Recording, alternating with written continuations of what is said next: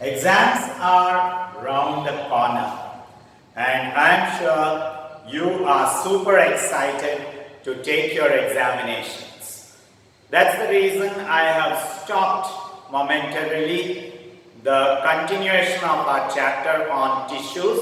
We have completed plant tissues completely, and we'll just talk in this video a little about the previous class only, previous lesson only, and we will wind up. So concentrate on your earlier lesson, the cell. Okay. Now I find some students asking me vague questions for no reason at all. That what is so and so muscle, what is so and so brain cell, what are the types of alveolar and areolar tissue. Why? We have not covered that portion. That portion is not there in the unit test.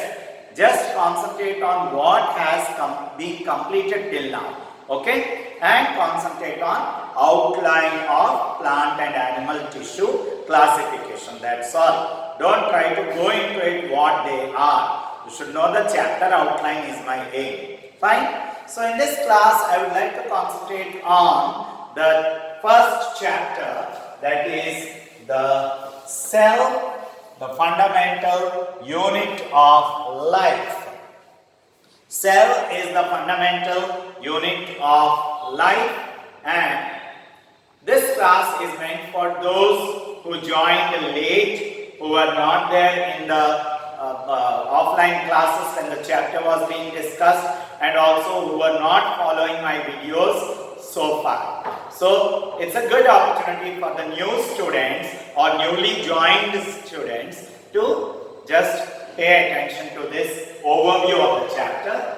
The cell, there are two different types of cells. It's a fundamental unit of life. All living organisms are made up of cells. So therefore we call it fundamental unit of life. If the organism is made up of only one cell, it is called unicellular organism. If the organism is made up of more than one cell, like humans, it is called multicellular organisms. Okay, plants, animals, insects, birds, fish, all these are multicellular organisms. But bacteria, amoeba, certain other protozoa, euglena, these are unicellular organisms. Question about viruses. Viruses are not made up of cells at all. Okay, viruses are acellular, and hence we don't call viruses as living organisms at all. So still, cell is the fundamental unit of life.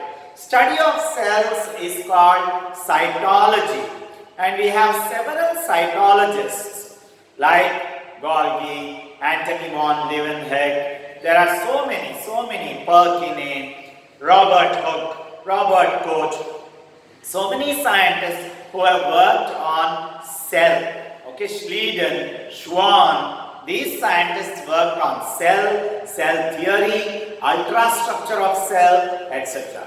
We must know some of the scientists and their contributions to cytology in 9th standard. They are there in your textbook. Please do read them. Okay. Now, all cells are of two kinds.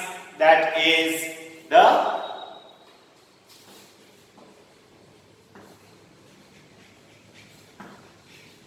prokaryotic cells and the eukaryotic cells. All cells are of two kinds, prokaryotic cells and eukaryotic cells.